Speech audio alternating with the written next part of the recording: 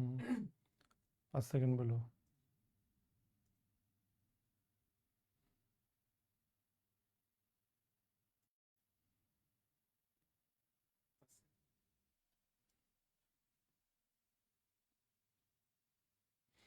আসসালামু আলাইকুম ওয়া রাহমাতুল্লাহি ওয়া বারাকাতুহু। আলহামদুলিল্লাহি রাব্বিল আলামিন ওয়াসসালাতু ওয়াসসালামু আলা সাইয়্যিদিল আমবিয়াই ওয়াল মুরসালিন ওয়া আলা আলিহি ওয়া সাহবিহি আজমাইন ওয়া বা'দ। আউযু বিল্লাহি মিনাশ শাইতানির রাজীম। বিসমিল্লাহির রাহমানির রাহিম। ফাসআলু আহলায যিকরি ইন কুনতুম লা তা'লামুন। সাদাকাল্লাহুল আযীম। সুপ্রিয় দর্শক ও শ্রোতা মণ্ডলী, এই মুহূর্তে আমাদের লাইভ প্রোগ্রামে প্রশ্নোত্তরমূলক আপনার জিজ্ঞাসার ৫৩তম পর্বে যারা আমাদের সঙ্গে সংযুক্ত আছেন কিংবা পরবর্তীতে আমাদের সাথে সংযুক্ত হবেন, তাদের সকলকে আমরা আমাদের এই অনুষ্ঠান থেকে আন্তরিক শুভেচ্ছা এবং অভিনন্দন জানাচ্ছি। প্রিয় দর্শক, প্রতি সপ্তাহের ন্যায় আজও আমরা আপনাদের পক্ষ থেকে প্রেরিত প্রশ্নগুলোর মধ্য থেকে বাছাইকৃত কিছু প্রশ্ন নিয়ে সন্নিবেশ করেছি আজকে আমাদের এই আয়োজন। বিগত এক সপ্তাহের বিরতির পর আজ আবারও আমরা আমাদের ধারাবাহিকতায় ফিরে যাচ্ছি। আজকে 8ই ডিসেম্বর আমাদের রাজনৈতিক জীবনে আমাদের জন্য একটি গুরুত্বপূর্ণ দিবস। 1989 সালের 8ই ডিসেম্বর বাংলাদেশ রাজধানী ঢাকার ঐতিহাসিক ইঞ্জিনিয়ার্স ইনস্টিটিউশন মিলনায়তনে একটি ঐতিহাসিক অনুষ্ঠানের মধ্য দিয়ে শেখুল হাদিস আল্লামা আজিজুল হক রহমতুল্লাহ আলাইহির উদ্বোধনী বক্তব্যের মধ্য দিয়ে যাত্রা শুরু করেছিল গণমানুষের সংগঠন বাংলাদেশ খেলাফত মজলিস। প্রতিষ্ঠাকালীন এর আমির নির্বাচিত ছিলেন মরহুম হযরত মাওলানা আব্দুল গাফফার রহমতুল্লাহ আলাইহি। আব্দুল গাফফার রহমতুল্লাহ আলাইহি সহ এক ঝাঁক আলেম ওলামা, দিনদার, বুদ্ধিজীবী এবং সমাজের বিভিন্ন শ্রেণী ও পেশার মানুষদেরকে নিয়ে শেখুল হাদিস আল্লামা আজিজুল হক রহমতুল্লাহ আলাইহির নেতৃত্বে গড়ে ওঠা এই সংগঠন বাংলাদেশের বিভিন্ন শ্রেণী ও পেশার মানুষের মধ্যে একটি স্বপ্ন জাগিয়েছিল। বিভিন্ন চড়াই উতরাইয়ের মধ্য দিয়ে বাংলাদেশ খেলাফত মজলিস তার প্রতিষ্ঠার প্রায় 3 যুগ সময় অতিক্রম করেছে।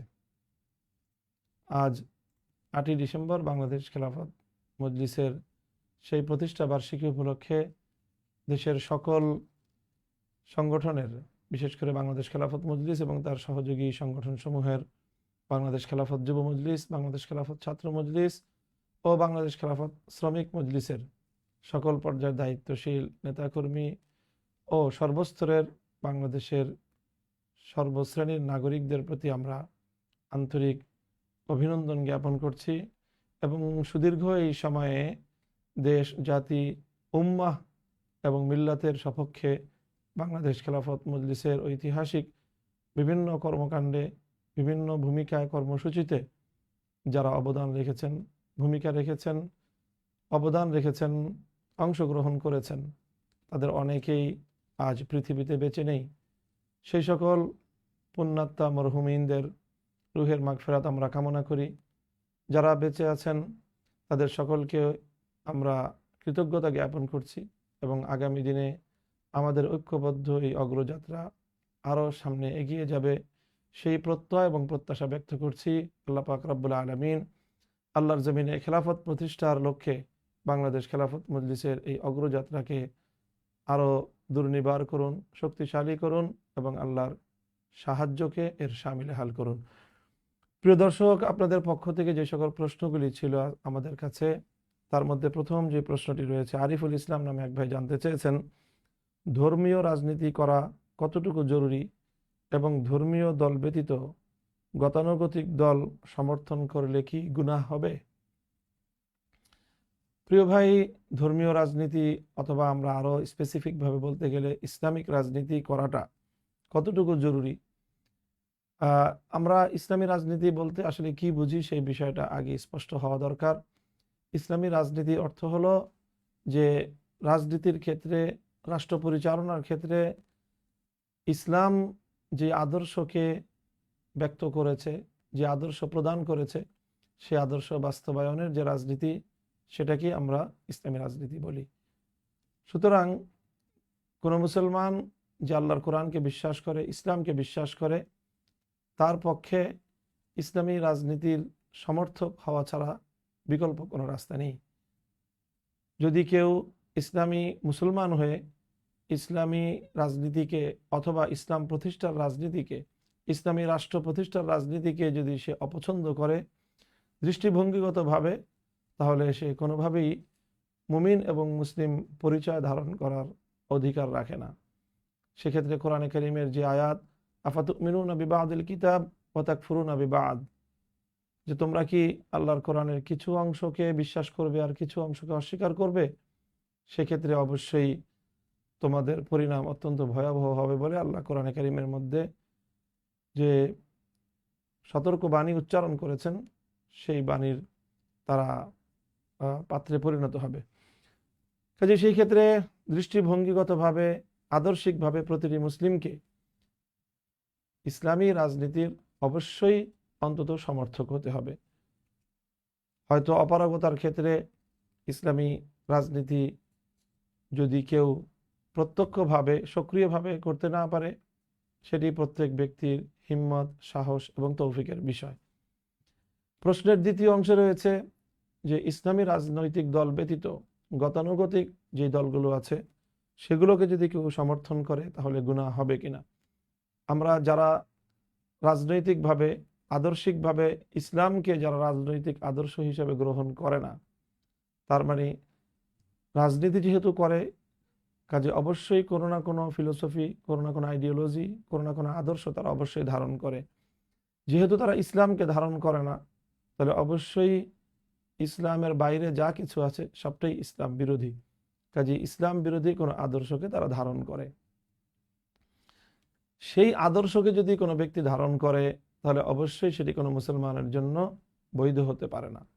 তবে হ্যাঁ, সেই আদর্শকে বিশ্বাস করা ব্যতি রেখে, আবারও পরিষ্কার করে বলছি, ইসলাম বিরোধী, কোরআন বিরোধী যে রাজনৈতিক মতবাদ, রাজনৈতিক আদর্শ, সেই আদর্শকে বিশ্বাস করা ব্যতি রেখে, সেই আদর্শকে ধারণ করা ব্যতি রেখে কেউ যদি জাগতিক কোনো বিবেচনায় শুধুমাত্র গতানুগতিক কোনো রাজনৈতিক দলকে সমর্থন করে, তাহলে সেটি তার বিবেচ্য বিষয় হতে পারে। সেটি সরাসরি ইসলামী শরিয়তের কোনো বড় ধরনের বিধানের লঙ্ঘন বলে বিবেচিত নাও হতে পারে। অনেক সময় মন্দের ভালো বিবেচনায় অথবা বাস্তব প্রেক্ষিতে সম্ভাবনার বিবেচনায় অনেক মুসলমান অধিকতর ক্ষতিকর কোনো সম্প্রদায় থেকে, কোনো গোষ্ঠী থেকে দেশ, জাতি এবং জনগণকে উদ্ধার করার লক্ষ্যে, মুক্ত রাখার লক্ষ্যে কম ক্ষতিকর অথবা ইসলামের কম বিপরীত বা ইসলামের কম বিরোধী তুলনামূলকভাবে এমন কোনো পক্ষকে অনেক সময় সমর্থন করে থাকে। এই জাতীয় সমর্থন অথবা এই জাতীয় কোনো দৃষ্টিভঙ্গি, এটিকে আমরা কোনোভাবেই ইসলামের দৃষ্টিতে কোনো ক্ষতিকর অথবা গুনাহের দৃষ্টিভঙ্গি বলে আমরা বিবেচনা করতে পারি না। অতীতে বিভিন্ন সময়ে বিদগ্ধ আলেমগণ, মুফতি সাহেবান আমাদের এই পাক ভারত উপমহাদেশে এবং বাংলাদেশে এই জাতীয় ফতোয়া তারা জারি করেছেন। পরবর্তী প্রশ্ন, হাসান সাবিত জানতে চেয়েছেন, বাউলদের সম্পর্কিত শহরের মসজিদ মাহফিলগুলোতে আলোচনা হচ্ছে, গ্রামের যে মানুষজন আছেন যারা তাদের বিষয়ে জানেন না, তাদেরকে কিভাবে সতর্ক করা উচিত? বাউল সম্প্রদায় যারা গানের নামে বিভিন্নভাবে ইসলামের ধর্মীয় বিভিন্ন গুরুত্বপূর্ণ বিষয়কে তারা তাদের বিষয়বস্তু হিসেবে সাব্যস্ত করে এবং সেগুলো তারা গানের মাধ্যমে অথবা তাদের বিভিন্ন আঙ্গিকের মাধ্যমে, বিভিন্ন অনুষ্ঠানাদির মাধ্যমে তারা মানুষের সামনে সেটাকে উপস্থাপন করে। এবং সেই ক্ষেত্রে অধিকাংশ ক্ষেত্রে দেখা যায় যে ধর্ম সংক্রান্ত ন্যূনতম কোনো জ্ঞান, কোরআন হাদিসের সাথে সাধারণ কোনো সম্পর্ক না থাকার কারণে বা ইসলামের কোনো বিধিবিধানের ন্যূনতম পরিপালনের তাদের মধ্যে কোনো অভ্যস্ততা না থাকার কারণে তারা সম্পূর্ণ অধর্মকে অথবা ইসলাম বিরোধী বিভিন্ন বক্তব্যকে তারা ধর্মের নামে মানুষের সামনে উপস্থাপন করে থাকে। সেই হিসাবে বাউলরা ব্যাপকভাবেই ইসলাম সম্পর্কে চরম মূর্খতা, বরং অনেক ক্ষেত্রে তারা চরম ভুল বিশ্বাস এবং ভুল বক্তব্যের ধারক। কাজে সেই ক্ষেত্রে তাদের এই সকল বক্তব্যগুলো সম্পর্কে শহর গ্রাম সর্বত্রই মানুষকে সচেতন করা, এমনকি বাউলদের মধ্যেও দাওয়াতি কার্যক্রম পরিচালনা করা উচিত। আমরা যারা দাওয়াতির বিভিন্ন ময়দানে বিভিন্ন ক্ষেত্রে আমরা কাজ করি, এই বাউল সম্প্রদায়কে কেন্দ্র করে দাওয়াতের ইসলামের সঠিক চিন্তা আদর্শ এবং ইসলামের সঠিক বিশ্বাস, এই বিষয়গুলো তাদের মাঝে যথাযথভাবে তাদের কাছে দাওয়াত পৌঁছানোর লক্ষ্যে বিশেষ মেহনত হওয়া দরকার। অন্যান্য বিশেষায়িত যেমন ইসলামের দাওয়াত হয়, ঠিক তেমনিভাবে বাউল সম্প্রদায়ের মধ্যেও এরকম দাওয়াতি অভিযান পরিচালিত হওয়া উচিত। এটি অধিকতর কার্যকর হবে। সেই সাথে বাউলদের প্রচারিত এই জাতীয় মূর্খতাপূর্ণ এবং অজ্ঞতাপূর্ণ বিভিন্ন ভ্রান্ত বিশ্বাস যেন সাধারণ মানুষের মধ্যে কোনো ক্রিয়া না করে, বিভ্রান্ত না হয় সাধারণ মানুষের সামনে ইসলামের সঠিক বক্তব্য গ্রাম শহর সর্বত্র একইভাবে তুলে ধরা অপরিহার্য বলে মনে করি। ইউনুস আলী জানতে চেয়েছেন, যে ব্যক্তি নামাজের শুরু থেকে ইমাম সাহেবের সাথে শরিক হতে পারেনি কিন্তু প্রথম রাকাতেই শরিক হয়েছে, তাহলে সে কি সানা পড়বে নাকি পড়বে না?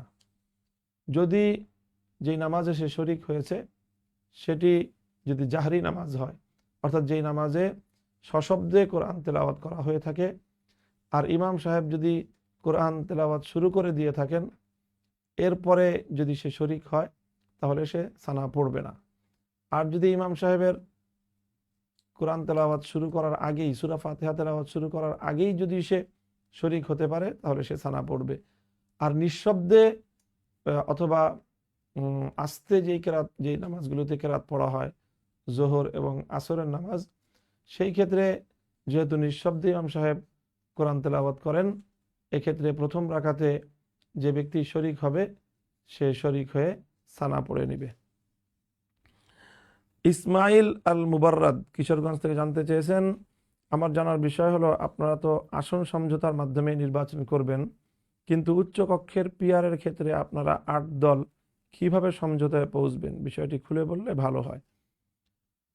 প্রিয় ভাই, রাজনৈতিক চলমান প্রসঙ্গে যে এখন আন্দোলনরত 8টি দল রয়েছে, এই 8টি দল দেশের মানুষের প্রত্যাশা বা এমন একটি সম্ভাবনা ইতিমধ্যেই জোরালো হয়েছে যে তারা সমঝোতার ভিত্তিতে আগামী নির্বাচনকে মোকাবেলা করবে।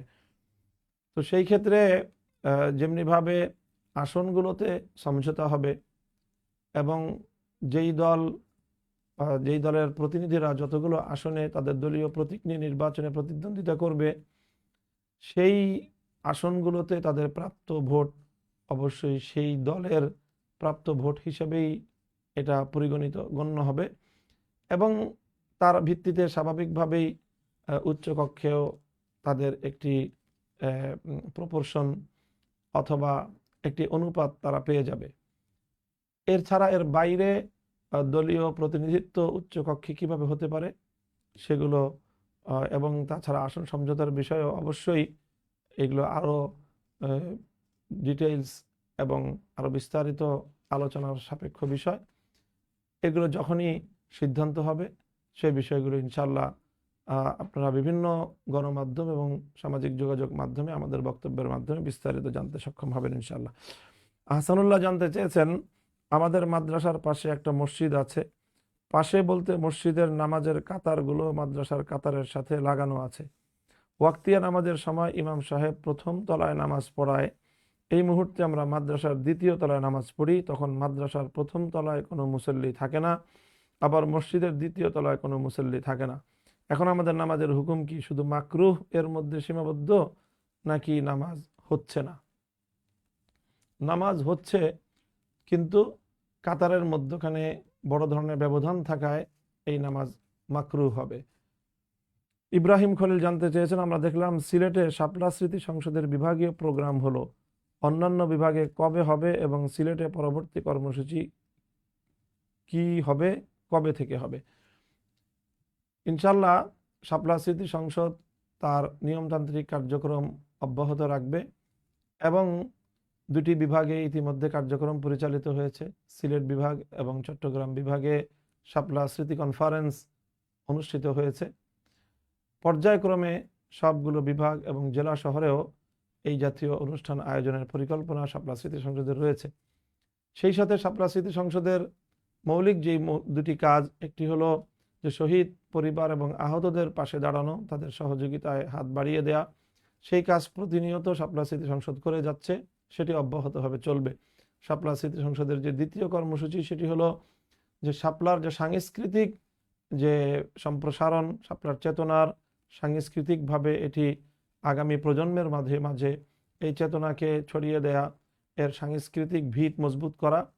সেই কাজটিও ইনশাল্লাহ বিভিন্ন উপলক্ষে সারা দেশের তৃণমূলে এটাকে সম্প্রসারণ করার, ছড়িয়ে দেওয়ার, বাস্তবায়ন করার প্রতিনিয়ত এর পরিকল্পনা এবং এই কার্যক্রম অব্যাহত আছে এবং থাকবে ইনশাল্লাহ। বিশেষ করে যেহেতু আগামী জাতীয় সংসদ নির্বাচন এই মুহূর্তে একেবারে সন্নিকটে, কাজে এই ডামাডোলে হয়তো কিছুদিন মাঠ পর্যায়ের কর্মসূচি সেভাবে ঘোষণা নাও করা হতে পারে। ইনশাল্লাহ সামনে আমাদের মে মাস সমাগত, ঐতিহাসিক শাপলার স্মৃতি বিজড়িত 5ই মের সেই ঘটনার যখনই আবার সেই সময়টা আসবে, মে মাস আসলে মানুষের মাঝে আবার নতুন করে সেই চেতনাকে জাগ্রত করার জন্য ইনশাল্লাহ শাপলা স্মৃতি সংসদের পক্ষ থেকে বড় ধরনের কর্মসূচি থাকবে ইনশাল্লাহ। মেরাজুল ইসলাম জানতে চেয়েছেন, মানুষের চেহারা দেখা যায় না এমন ছবি ঘরে রাখা যাবে কি? হ্যাঁ, এমন ছবি ঘরে রাখা যাবে যেই ছবির মাধ্যমে প্রাণীর চেহারা এবং তার মুখমণ্ডল দৃশ্যমান হয় না, এমন ছবি ঘরে রাখতে সমস্যা নেই। রুকনুদ্দিন জানতে চেয়েছেন, ঢাকা 13 নির্বাচনী আসনের অগ্রাধিকারের ভিত্তিতে 3টি সমস্যা ও তার সমাধানে আপনার পরিকল্পনা জানতে চাই। যেহেতু ঢাকা 13 সংসদীয় নির্বাচনী আসন থেকে আমার নির্বাচন করার একটি সম্ভাবনা জোরালো আছে এবং ইতিমধ্যে সেই বিষয়ে নানা কর্মতৎপরতাও পরিচালিত হচ্ছে, সেই ক্ষেত্রে যদি নির্বাচন করি এবং নির্বাচিত হই, তাহলে সেক্ষেত্রে অগ্রাধিকারের ভিত্তিতে এই অঞ্চলের প্রধান যেই 3টি সমস্যা নিয়ে আমার কার্যক্রম পরিচালনা করতে হবে, তার মধ্যে প্রথম হলো সন্ত্রাস এবং চাঁদাবাজি নির্মূল করা। বিশেষ করে মোহাম্মদপুরের যে বিস্তীর্ণ অঞ্চল, সেটা ঢাকার শহরের জন্য একটি ত্রাসের সৃষ্টি হয়েছে। উঠতি বয়সী কিশোর গ্যাং নামে মোহাম্মদপুর কেন্দ্রিক বড় ধরনের একটি সংকট তৈরি হয়েছে। আমার প্রত্যাশা যে এই কিশোরদেরকে আমরা সৎ পথে আনতে সক্ষম হব, তাদেরকে সুন্দরভাবে বুঝিয়ে তাদেরকে সঠিক পথে আনয়নের মাধ্যমে এবং আরও বিভিন্নমুখী পদক্ষেপের মাধ্যমে কিশোর গ্যাংয়ের সমস্যা নির্মূল করা সম্ভব হবে ইনশাল্লাহ। সেই সাথে ব্যাপকভাবে মোহাম্মদপুরের যারা বাড়ি নির্মাণ করেন, নির্মাণ কাজ করেন, অথবা যারা ব্যবসা বাণিজ্য করেন, তাদের কাছ থেকে চাঁদা দাবি করার একটি ব্যাপক প্রচলন মোহাম্মদপুরে রয়েছে। ইনশাল্লাহ আল্লাহ যদি আমাদেরকে সক্ষমতা দান করেন, তাহলে আমরা এই চাঁদাবাজির বিরুদ্ধে জিরো টলারেন্স নীতি গ্রহণ করব। চাঁদাবাজ এবং সন্ত্রাস নির্মূল এটি প্রধান সমস্যা সমাধানের অগ্রাধিকারের ভিত্তিতে। দ্বিতীয় হবে হলো মোহাম্মদপুর আদাবর কেন্দ্রিক এই বিস্তীর্ণ অঞ্চলে জলাবদ্ধতার একটি বড় ধরনের সংকট রয়েছে, যে এখানে ড্রেনেজ ব্যবস্থা সহ অন্যান্য ব্যবস্থাপনায় ব্যাপক ত্রুটি থাকার কারণে মানুষ এই জাতীয় সমস্যায় পতিত হয়। সেই ক্ষেত্রে এই সমস্যা সমাধানে আমরা আমাদের সামর্থ্যের আলোকে উদ্যোগ গ্রহণ করব। তৃতীয় হলো যানজট নিরসন।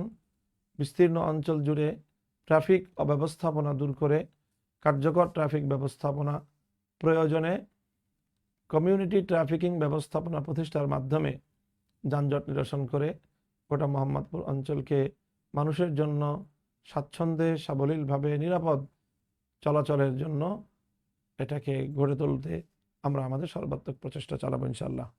তাহলে সন্ত্রাস ও চাঁদাবাজি নির্মূল এবং এই আটকে পড়া পানি এবং জলাবদ্ধতার সংকট সমাধান, যানজট নিরসন, এই সমস্যাগুলি সমাধানের চেষ্টা করব। তবে আমরা জানি যে সংসদ নির্বাচন এটি যতটা না এই আঞ্চলিক সমস্যা সমাধানের দায়িত্ব সংসদ সদস্যদের, তার চেয়ে অনেক বড় বেশি হলো দেশের নীতি এবং পলিসি মেকিং করা, দেশের নীতি নির্ধারণ করা, সেক্ষেত্রে আইন প্রণয়ন। তো আমরা অবশ্যই কোরআন সুন্নাহ বিরোধী, ইসলাম বিরোধী যত আইন রয়েছে সেগুলোর বিপক্ষে আমাদের অবস্থান স্পষ্ট থাকবে, এবং কোনো আইন, কোনো বিধান, কোনো নীতিমালা, কোনো কিছুই যেন ইসলাম বিরোধী, কোরআন সুন্নাহ বিরোধী এখানে তৈরি হতে না পারে। সেই ক্ষেত্রে আমাদের সাধ্যের সবটুকু দিয়ে আমাদের ভূমিকা ইনশাল্লাহ স্পষ্ট থাকবে সেখানে। আজিজুল ইসলাম জানতে চেয়েছেন, গত কিছুদিন আগের ঘটনা, আমি অসুস্থ রোগীকে নিয়ে দৌড়াদৌড়ির কারণে কোমরে ব্যথা চলে আসে। ইতিমধ্যে আসরের নামাজের জামাতের সময় চলে আসে। জামাতের সময় হলে কোনোভাবেই দাঁড়িয়ে নামাজ পড়া সম্ভব হচ্ছিল না, তাই বসে নামাজ শুরু করি, কিন্তু এক রাকাত যাওয়ার পর দাঁড়ানোর মতো শক্তি চলে আসে। যখন বসে নামাজ শুরু করি আমি কাতারের মাঝে থাকায় কেমন যেন দেখা যাচ্ছিল। এখন জানার বিষয় হচ্ছে, বসে নামাজ শুরু করার পর দাঁড়ানোর শক্তি হলে করণীয় কি, এবং কাতারের মাঝে বসে নামাজ পড়া যাবে কিনা। দুটি প্রশ্ন করেছেন। তো বসে নামাজ শুরু করলেও যখনই মধ্যখানে দাঁড়িয়ে নামাজ পড়ার সক্ষমতা তৈরি হবে, তৎক্ষণাৎ দাঁড়িয়ে অবশিষ্ট নামাজ পূর্ণ করাটা এটা আপনার জন্য জরুরি ছিল, এবং দাঁড়িয়ে নামাজ পূর্ণ করতে হবে। আর বসে নামাজ পড়ার ক্ষেত্রে কাতারের এক পাশে বসতে পারলেই সুবিধা, তবে কাতারের মধ্যখানে বসলেও নামাজ শুদ্ধ হয়ে যাবে, এতে কোনো সমস্যা নেই। মাবরুর হাসান ওয়াফি ব্রাহ্মণবাড়িয়া থেকে জানতে চেয়েছেন, বাংলাদেশ খেলাফত ছাত্র মজলিসের কর্মী, আমার কাছে একজন প্রশ্ন করেছে, বাংলাদেশ খেলাফত মজলিস মহিলাদের সংগঠন নাই কেন? অন্যান্য সংগঠনে মহিলাদের কাজ করার সুযোগ আছে, কিন্তু বাংলাদেশ খেলাফত মজলিসে নাই। মহিলারা কি বাংলাদেশ খেলাফত মজলিসে কাজ করতে পারবে না? এই বিষয়ে আপনাদের চিন্তা ভাবনা কি? অবশ্যই নারী সমাজের একটি অর্ধেক অংশ, তাদেরকে বাদ দিয়ে কোনো সমাজ বিপ্লব কোনোভাবেই কল্পনাও করা যেতে পারে না। বরং একটি সমাজ পরিবর্তনের ক্ষেত্রে মহিলাদের চিন্তা ভাবনা এবং তাদের ভূমিকা অনেক ক্ষেত্রেই অগ্রগণ্য এবং বেশি ইফেক্টিভ। কাজে সেই ক্ষেত্রে মহিলাদেরকে নিয়ে, মহিলাদের মধ্যে দিনী কার্যক্রম, আন্দোলন, সংগঠনের কার্যক্রম সম্প্রসারণের চিন্তা ছাড়া কোনোভাবেই সংগঠন তার অভীষ্ট লক্ষ্য পানে পৌঁছতে পারবে বলে আমরা মনে করি না। সেক্ষেত্রে বাংলাদেশ খেলাফত মজলিস ইতিমধ্যে সকল শাখাগুলোকে তার নির্দেশনা প্রদান করা রয়েছে, যেন বর্তমানে খেলাফত মজলিসের তত্ত্বাবধানেই স্থানীয় পর্যায়ে মহিলারা কার্যক্রম পরিচালনা করবে। ইনশাল্লাহ পর্যায়ক্রমে মহিলাদের জন্য স্বতন্ত্র কর্মকাণ্ডের রূপরেখা বাংলাদেশ খেলাফত মজলিস থেকে প্রদান করা হবে ইনশাল্লাহ। মোহাম্মদ তসলিম হক দিনাজপুর থেকে জানতে চেয়েছেন, একসাথে 4 মাযহাবই কি মানা যাবে যখন যেটা সহজ মনে হয়? না ভাই, যখন যেটা সহজ মনে হয় তখন সেটা মানা, এটি কোনোভাবেই ইসলাম বা শরীয়ত অথবা মাযহাব মানা বলে না। এটি হলো নিজের মনের ইচ্ছা পূরণ করারই একটি প্রক্রিয়া। এই জন্য ওলামায়ে কেরাম, ফুকাহায়ে কেরাম সকলে সম্মিলিতভাবে এই পন্থাকে নিষিদ্ধ বলেছেন এবং এটিকে নাজায়েজ বলে ঘোষণা করেছেন।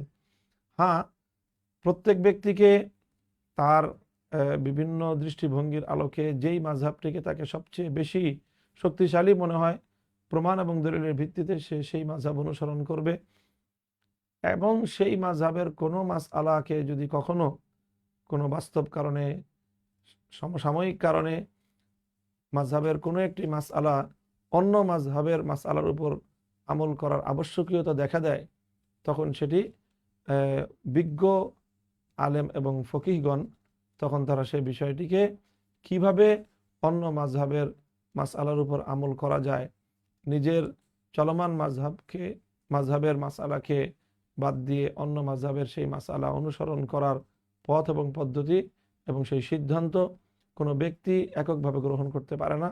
সেটি বিজ্ঞ ওলামায়ে কেরাম এবং বিজ্ঞ ফকিহগণ দিবেন, এবং তাদের কাছ থেকে মতামত নিয়ে, সিদ্ধান্ত নিয়ে সেটি আমল করতে হবে। জায়েদ মিয়া জানতে চেয়েছেন, জমিয়ত আপনাদের জোটে না থাকার কারণ কি? জমিয়ত উলামায়ে ইসলাম বাংলাদেশের, শুধু বাংলাদেশ নয়, উপমহাদেশের একটি প্রাচীনতম ইসলামিক সংগঠন। সেটি ভারতে ইন্ডিয়ায় সেটি অরাজনৈতিক সংগঠন, বাংলাদেশ এবং পাকিস্তানে বর্তমানে জমিয়ত উলামা ইসলাম রাজনৈতিক সংগঠন হিসেবে কার্যক্রম পরিচালনা করছে।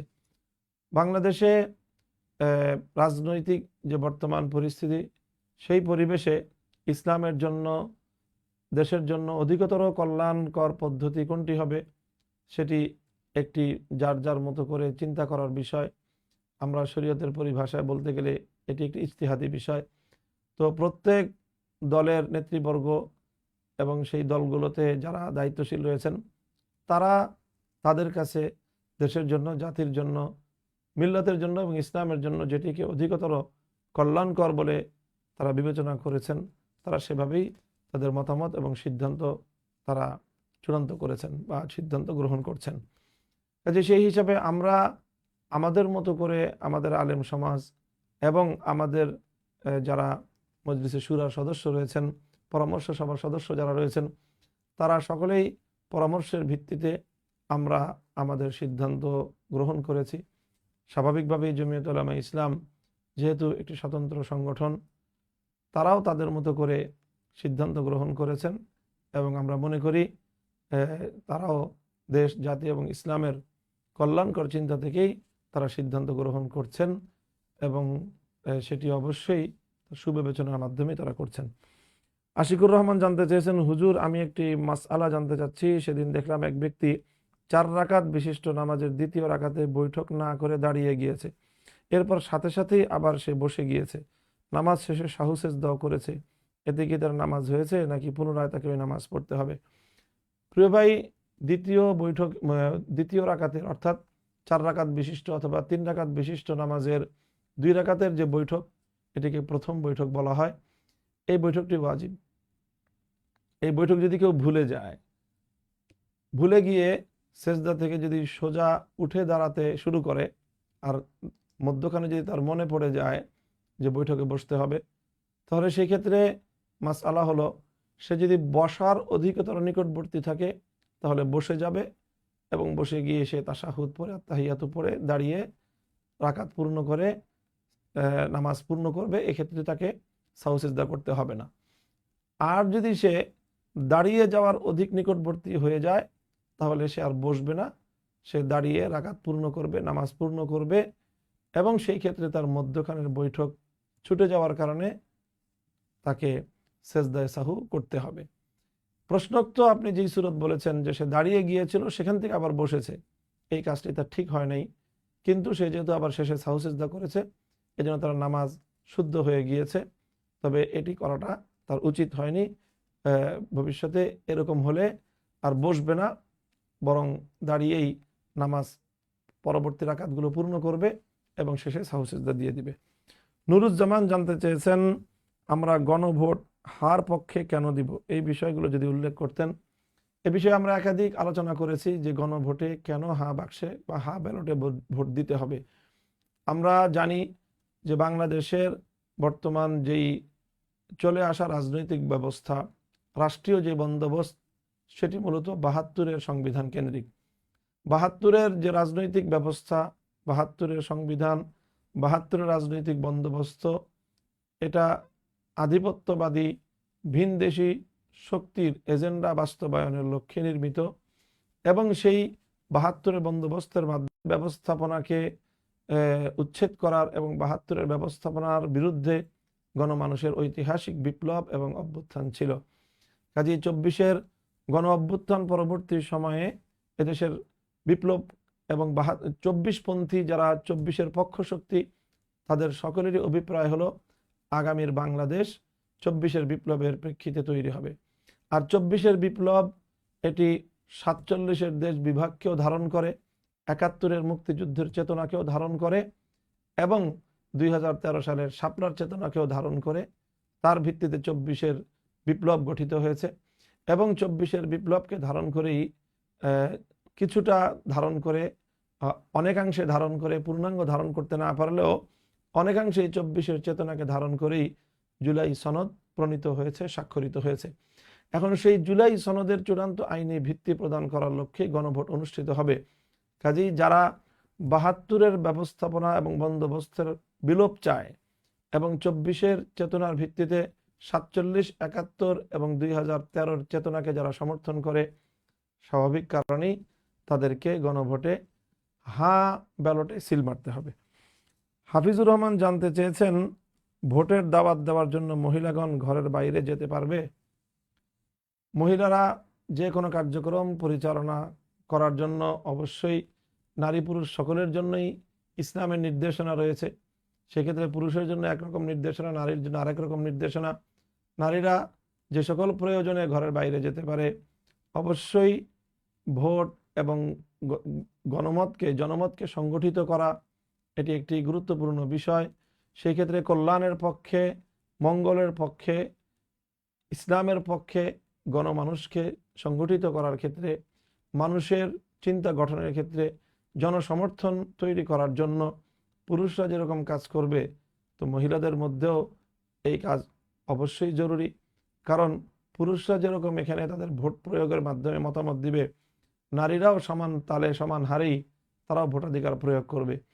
এবং আগামীর বাংলাদেশ বিনির্মাণের ক্ষেত্রে এবং আগামী নেতৃত্ব নির্বাচনের ক্ষেত্রে পুরুষদের মতো নারীদের ভোটও সমান ভূমিকা পালন করবে। কাজেই সেই ক্ষেত্রে নারীদের মতামতকে সংগঠিত করা এবং তাদেরকে সচেতন করে তোলার লক্ষ্যে নারী মহলেও অবশ্যই দাওয়াতি কার্যক্রম পরিচালিত হওয়া উচিত। তবে সেক্ষেত্রে অবশ্যই ইসলামের যে বিধিমালা, ইসলামের যে নিয়ম নীতি, নারীকে ঘর থেকে বাইরে বের হতে হলে তার অভিভাবকের অনুমতি নেওয়া, শরীর পর্দা রক্ষা করা এবং অন্য কোথাও যেতে হলে সেখানকার যে সীমারেখা ইসলামী শরিয়া প্রদত্ত, সেই সীমারেখাগুলিকে মেনে চলেই তাদেরকে এই দাওয়াতি কার্যক্রম অথবা ক্যাম্পেইন পরিচালনা করতে হবে। শহীদুর রহমান জানতে চেয়েছেন, যে ব্যক্তি নামাজের শুরু থেকে ইমাম সাহেবের সাথে শরিক হতে পারেনি কিন্তু প্রথম রাকাতেই শরিক হয়েছিল, ইতিপূর্বে আমরা আলোচনা করেছি যে সে সানা পড়বে কিনা। মোহাম্মদ হুসাইন আহমদ নওগাঁ জানতে চেয়েছে যে 6 ডিসেম্বর অতিক্রান্ত হয়ে গেল, বাবরি মসজিদের শাহাদাত দিবস। এই ঘটনা শুধু একটি স্থাপনা ধ্বংস নয়, এটি আইনি ব্যর্থতা, ঐতিহাসিক অবিচার ও ধর্মীয় সহাবস্থানের সংকটের প্রতীক। এই প্রেক্ষাপটে জানতে চাই, বাবরি মসজিদের চেতনাকে আমরা কিভাবে ধারণ করতে পারি এবং প্রজন্ম থেকে প্রজন্মে ছড়িয়ে দিতে পারি, এ ব্যাপারে আপনার কোনো উদ্যোগ রয়েছে কিনা। অবশ্যই বাবরি মসজিদের শাহাদাত উপমহাদেশের শুধু নয়, বরং সমকালীন মুসলিম উম্মার জন্য একটি ট্রাজিক ঘটনা। 1992 সালের 6 ডিসেম্বর উগ্র হিন্দুত্ববাদীরা বাবরি মসজিদকে শহীদ করে দেয় এবং সম্পূর্ণ রাষ্ট্রীয় সহযোগিতায় উগ্র হিন্দুত্ববাদী গোষ্ঠী এই বর্বর আচরণ চালায়। প্রায় 5 শতাধিক বছরের পুরনো ঐতিহ্যবাহী মুসলমানদের সিজদাগাহ, আল্লাহর ঘর বাবরি মসজিদের শাহাদাত, এটি এই উপমহাদেশের মুসলমানদের জন্য হৃদয়ে রক্তক্ষরণকারী একটি বেদনাদায়ক উপাখ্যান। বাবরি মসজিদের চেতনা এটি মুসলমানরা অবশ্যই তারা ধারণ করে। ইতিহাস এবং ঐতিহাসিকদের মতে বাবরি মসজিদ এই উপমহাদেশে মুসলমানদের জন্য মসজিদে আকসার একটি প্রতিবিম্ব। মসজিদে আকসা যেমন মধ্যপ্রাচ্যের মুসলমানদের জন্য, ফিলিস্তিনের মুসলমানদের জন্য চেতনার বাতিঘর হিসেবে কাজ করে।